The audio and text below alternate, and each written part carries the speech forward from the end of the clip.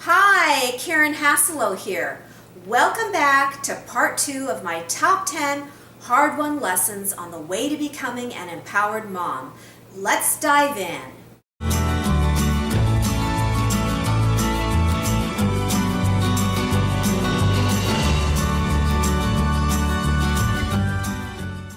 Lesson 6. Living your life in balance and synchronized harmony means no longer giving energy to the extremes. In my case, for every moment I spent in overdrive, overworking, overcaring, and over-identifying with my son's suffering, I spent a commensurate amount of time immobilized in bed. Remember the desk pendulum with the steel balance balls? If a steel ball is pulled 30 degrees to the right, it will swing back 30 degrees to the left. There will be an opposing counterbalance of force to match the arc of the pendulum. Our task is to observe and correct our ego's need to feed the extremes. Our goal is to find that inner sweet spot where the energies balance quietly and harmoniously regardless of outer circumstances. Lesson 7. Surrender to your experiences so that you can be in the flow of abundance. At any given point in time, we are either resisting or surrendering to what is as is. As Carl Jung said, whatever we resist persists. When we hold on to our old storylines, broadcast our list of shoulds, or project into the future with our demands for a specific end result, we are lost in illusions that disconnect us from the superabundance of the universe. When we let go, we enter into the flow of life. Lesson 8. In order to be free, you will need to forgive yourself and others for any so-called missteps made along the way.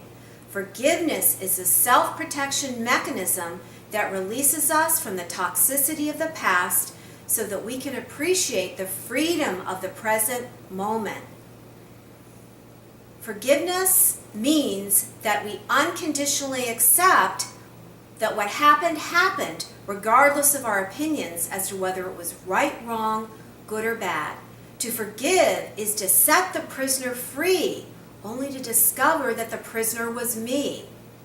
We need to accept that in a perfectly evolving universe, whatever happened was necessary for our soul's evolution, even though we may not have the foresight or the insight to understand why. Lesson 9.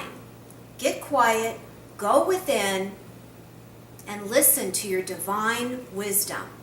It is in this sacred space that you will be guided as to the next right spiritual steps to take.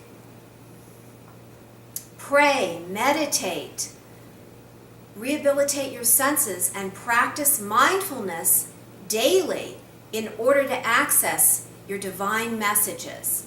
Close your eyes, breathe in and out slowly, place your hand on your heart, focus on your heart chakra, and ask for heart-centered guidance.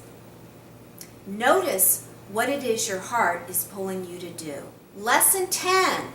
You will experience your ego second-guessing your own set of self-judgments and the continual judgments and unsolicited opinions of others. All of this mind chatter will propel you to come into full authenticity and empowerment. It's important to be able to distinguish between our mind's commentary and the truth of our being. Our inner narrative, combined with the outer commentary, helps us separate the wheat from the chaff. As we release more and more of our negative programming, our own judgments will lessen, and the judgments of others will no longer trigger us to the same degree.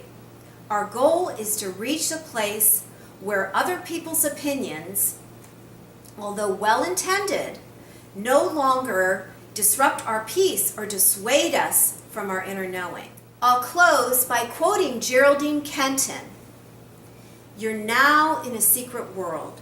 You'll see things you never imagined ignorance, rudeness, discrimination, but you'll also witness so many everyday miracles, and you'll know it. You'll know a milestone is not just a milestone. You'll know it's a miracle, and you'll be present at that moment. You'll treasure things most wouldn't think twice about. You'll become an advocate, an educator, a specialist, and a therapist. But most of all, you'll be a mom to a most wonderful child. Create an amazing day. Namaste.